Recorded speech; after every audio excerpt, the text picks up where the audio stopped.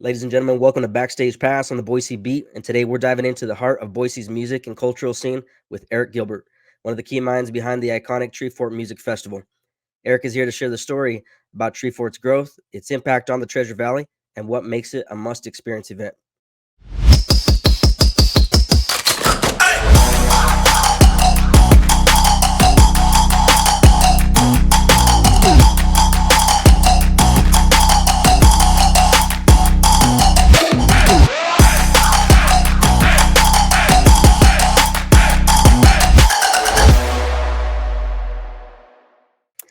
Ladies and gentlemen, welcome to Backstage Pass on the Boise Beat. And as mentioned, today we're talking all things Treefort. Treefort is a big event that comes place here every single year in the Treasure Valley. We're going to get into one of the players amidst this iconic event, none other than Eric Gilbert himself. Eric, how you doing? Good. Thanks for having me. Yeah, you got it. Hey, to start off with, I'd just like to first talk about bring about the inception about Treefort. Kind of how did this thing come about? Because it's been quite a few years in the making now, right? Been around for a minute, Yeah. and it's Yep. evolved quite a bit since then. And we'll get into that, but share with viewers, if you could, just the inception and what this thing is about. Yeah. So we're going into our 12th year. As of recording today, 21 days from here. Mhm. The uh, so it started 2012. At the time when I met fellow co-founders, I was playing in a touring band, had been traveling the country a bunch, and had been booking my own tours, doing all that stuff, and was on a label out of Portland, and was pretty tied into the national touring scene. But grew up here in Idaho, and I think to some degree just wanted, like, I was a little annoyed with this notion that if we wanted to pursue music, we had to move somewhere else. And so Sure. being a stubborn Idahoan, I was like, no, we can do our own thing, and so that's kind of some of where my drive for it came from. And then when I met some others outside of the music world, were more like fans that were interested in getting involved in a more meaningful way. At the time, Drew Larona and Lori Shanger, when I first met them, they were in a parallel universe as fans with some money set aside, looking to open a venue. Okay. But didn't have any idea how to set up a show or anything like that. So they were led to me by several other voices in the community, and they asked if I would help them set up a couple shows, and I said yes. And then when we met again, I was like, well, or how about you guys want to try this little festival idea that's been circulating? And so I think, and then they said yes, and that's kind of, I guess, the rest is history. But Megan Stahl was the other primary co-founder that came on soon after as our marketing director. But for me, like, it is a very scene development exercise first and foremost, because the basic proposition was like, hey, we want more touring bands to stop here, Mhm. but we also, the local scene needs more visibility so that folks feel inclined to stay here and build from that. So it's kind of like trying to build a national stage here in Boise. And that first year leveraged a lot of relationships in, like I said, the national touring community to come to town. And Boise just lends itself really well from the way the city is laid out, but then also just the spirit of the community here Mhm. kind of rallied around it. And so it really just started as this, and it's still, I mean, very much our mission is just trying to help build a music scene here and do Yeah. our part in that. And it's crazy now, 12 years later, now we've built Treefort Music Hall. We're promoting shows all over Boise. We're now running the old Shriners building, a Shrine Social Club, and then also just seeing everyone else that's getting involved. It's just like Sure. the scene is just growing, and we're not the only reason why, but I think we've played a large part in helping spark it and help encourage everyone to do so. Yeah, absolutely. No, it does definitely appear to lend itself to this collaborative approach where people see it, they're inspired by it, they want to be a part of it in some way, shape, or form. And that's, Yeah. I'm guessing, part of how the inception of all these branches have came about as well, right? Because you got Yeah. all these different forks that have now kind of sprung up from there. And my guess, you could elaborate on it, but it's probably from that. Yeah, it's very much, I mean, especially with me leading it and coming from this mindset from the DIY music community where we just help each other out. We help set up shows, we collaborate. So yeah, after starting the festival, other people in different mediums like the literary community, the film community came out, or, I like to say it, and this is mostly true. They came to us like, hey, what if you guys did like a literary thing? And it was more Mhm. like, well, that sounds cool, but will you Will you do it? do it with us? Right? Because like Mhm. we only have so much capacity. And so I think that's that at the core for Treefort. It's essentially, me coming from the music side, and then folks in those other mediums. It's essentially, the way I like to think of it is, it's curated for the artists first, and then we Mhm. invite the public in. And so it's like, what is Yeah. really current in the artist scene. So anyone that's active in the music scene or active in the literary scene know who the up and coming writers are. So we Mhm. sort of like, it's curated more like that, which is a little different than like a big music festival that's usually like consumer facing, right? Sure. We're like artist facing first, but then we Mhm. invite the public in to come see what the artists are excited about. This, Yeah. yeah. That makes me wonder, like, how do you guys stay how have you managed to stay true to that vision, amidst its growth? Because when growth comes, right, it often presents its challenges and Mhm. different perspectives come in and people decide to take it different routes, but you seem to have stayed true to the mission of making it artist centric. Like, what's been some things that you've learned in that process of the growth that's came about? Yeah, it's, I mean, it's not easy, right? And I think Mhm. you allude to, and this is, I always kind of bring it back to small reference, and it's the same thing if you start a band. Like, you can start very altruistically. You start playing shows, it's fun. You start touring a little bit. Then all of a sudden you realize, oh yeah, how are we going to keep doing this? There has to be some money that Mhm. we all have to, and so I think similar with the festival, like we had some startup capital, and then it is this balancing act of, it has to pencil, right? Mhm. It has to pay the people that are doing it. It has to pay the artists. It has Right. to do all these things.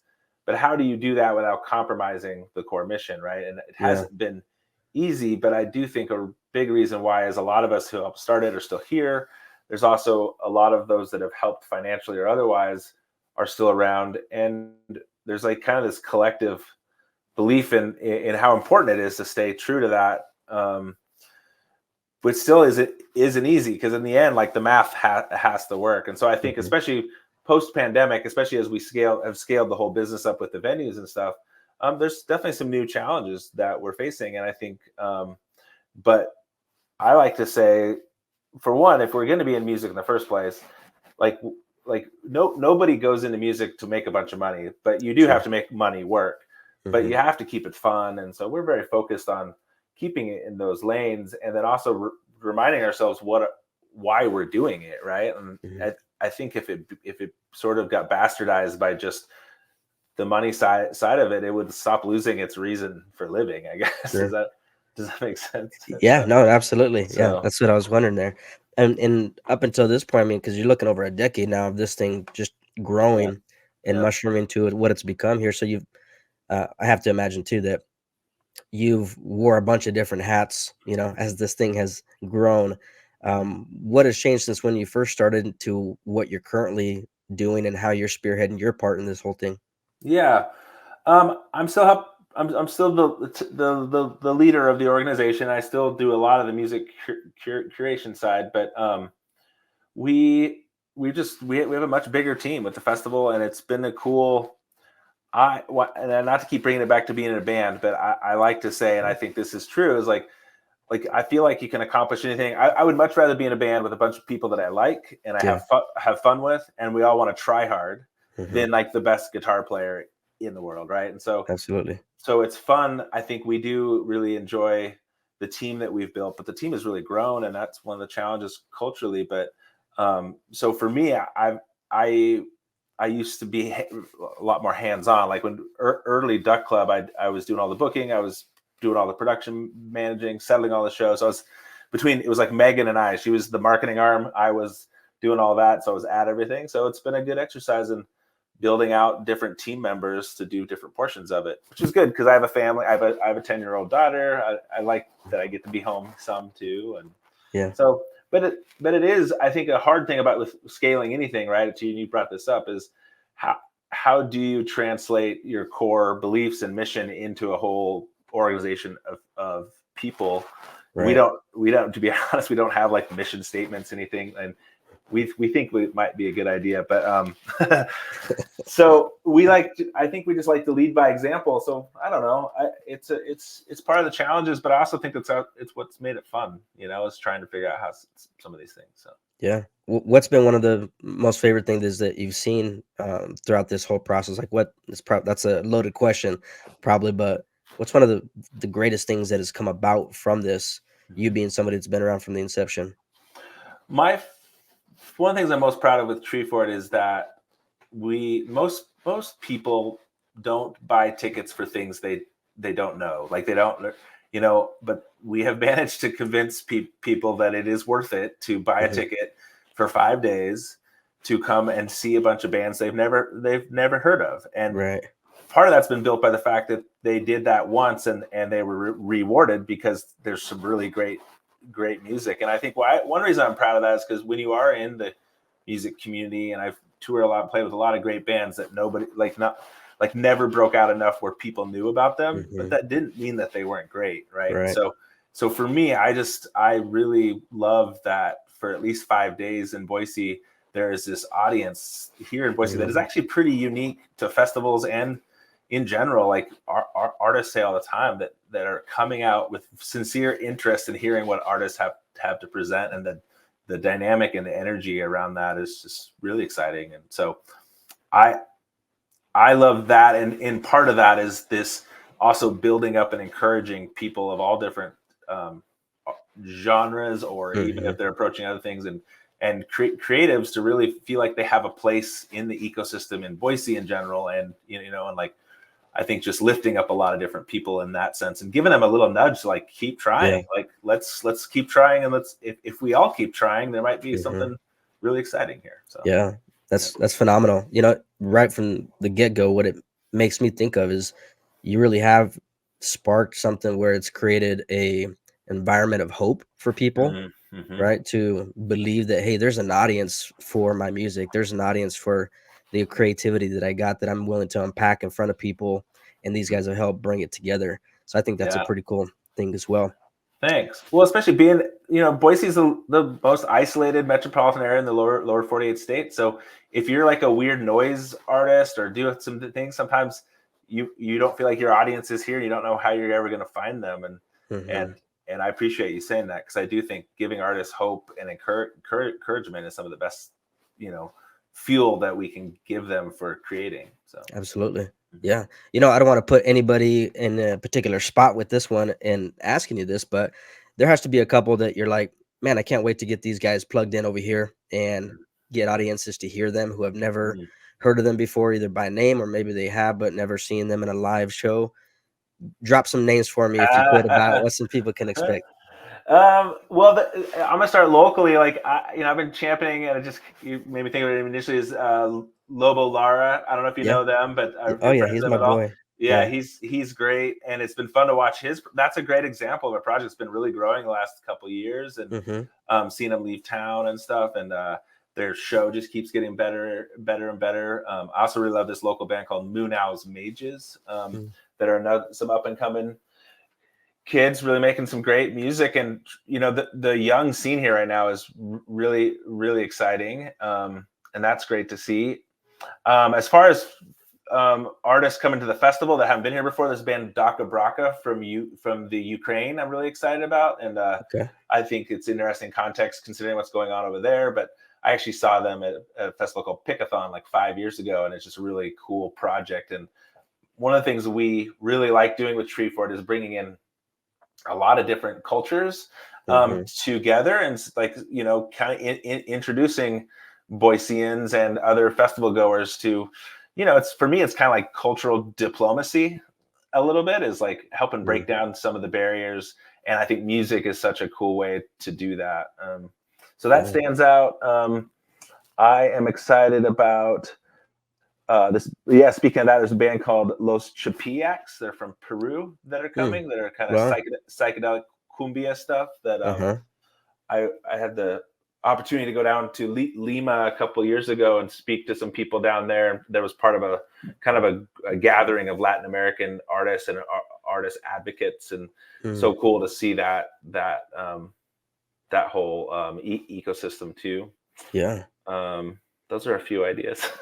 Yeah. Also, my wife plays a really good band called Blood Lemon, so I should probably say You, that you got to too. plug in wifey there, otherwise you might But hear that. exactly, but they are objectively one of the best bands around Boise. Have done some good touring, and so but I should not dodge that one. So.